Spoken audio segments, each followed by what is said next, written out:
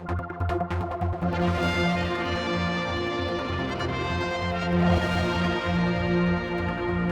here's the site of the Mount Murray Hotel today. It's 100 days exactly since that shock announcement was made that the Mount Murray was to close for the final time. This is after, of course, it reopened after the fire.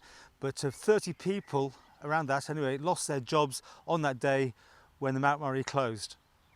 And as you can see, it's still very much as it was left all that time ago. With me is the former managing director of the group, Brian Stowell, no longer involved though. No, I'm completely out of it now. So if you're going to ask me any questions about its future, then that'll be conjecture, because I really have very little more information than you have, Paul. I've been out of it now since August of last year. And it's of great sadness to see it in the state that it's in. The closure was, to my mind, a difficult decision that perhaps should have been revisited. I didn't agree with that, and it's sad to see it in the state that it's in.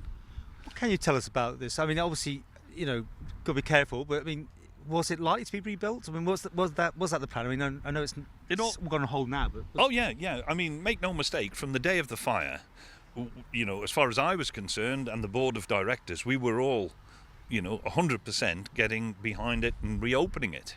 And I don't know what changed or why the reasons behind it changed. Obviously, this is a great sadness to me because it's a great chunk of my life. From the original concept, I actually came here and put the level pegs in before there was anything here. We were in fields. I brought the sheep off this land. And to see it in the state that it's in at the moment really is upsetting for me. It's a disaster for the island's economy. And it'll knock on effect to other island hotels because, make no mistake, this really had and still has the potential to improve the island's fortune as a holiday, conference, golfing resort.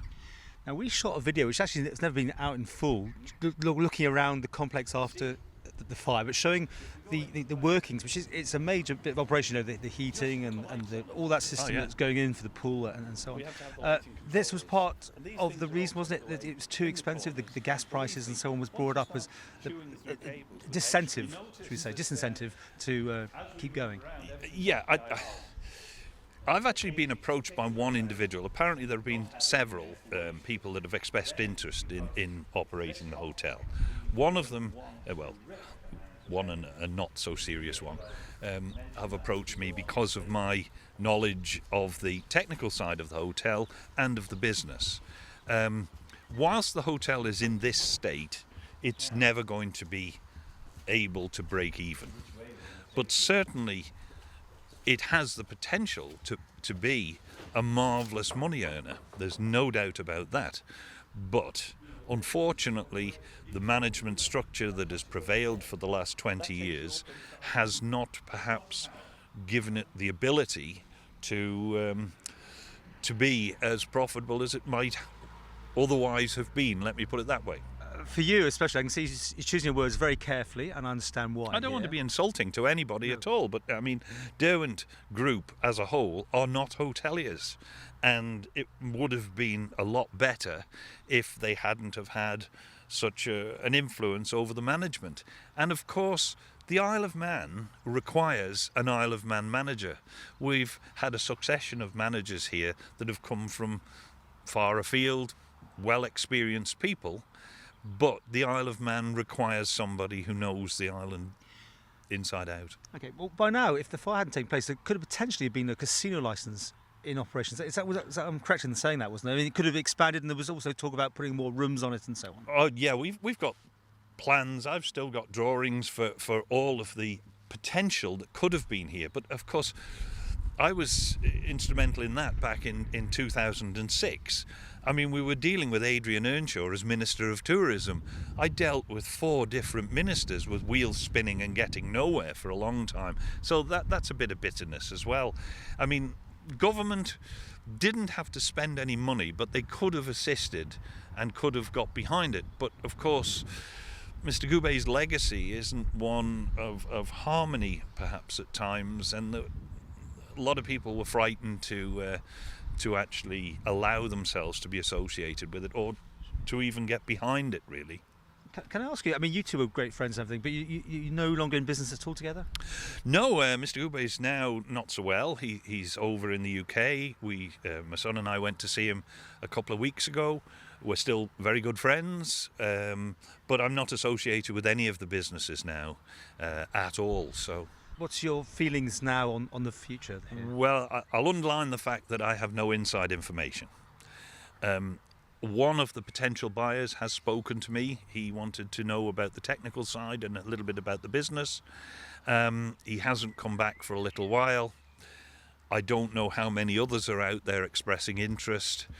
The one thing that I am concerned about, the island doesn't have a great history of reopening hotels. We can list so many that have closed temporarily and never reopened, that it's just frightening. I mean, something's got to be done. Either, I mean, obviously they pull the whole lot down and start again, or they repair what is there. Of those two options, which is your view? Oh, undoubtedly, from every aspect, I've always wanted to level that section, this half, right? There's no doubt in my mind that the cheapest option, and to get you the best job, was just to demolish it.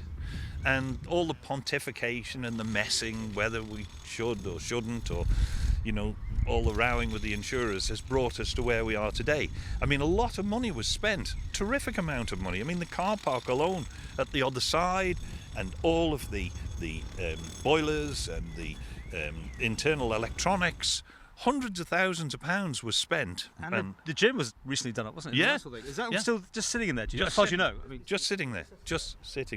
But there's no heating opportunity or anything? Well, that I don't know at this moment in time, but I mean, that was a frightening thing the last time. We fought to get the hotel open as quickly as possible, but we needed to get the systems up and running before they die completely. You know yourself, all of the electronics all have backup batteries. Cut the power off to them, the batteries go down, they lose their programming, it becomes an even greater task to get them back up again. So I would imagine that everything is sort of ticking over in there. Would you like to be involved again? I've opened the Mount Murray the first time, and then again after the fire. Nothing would please me more than to open it for a third time. I mean, this has been a great part of my life, the building of the golf course and everything. I don't want a job now. I'm retired, I'm very happy, I'm very comfortable. But this is dear to my heart. And of course, this is Albert's legacy. Albert Goubet will be remembered for a derelict blot on the landscape if something doesn't happen soon. And that's sad in its own right.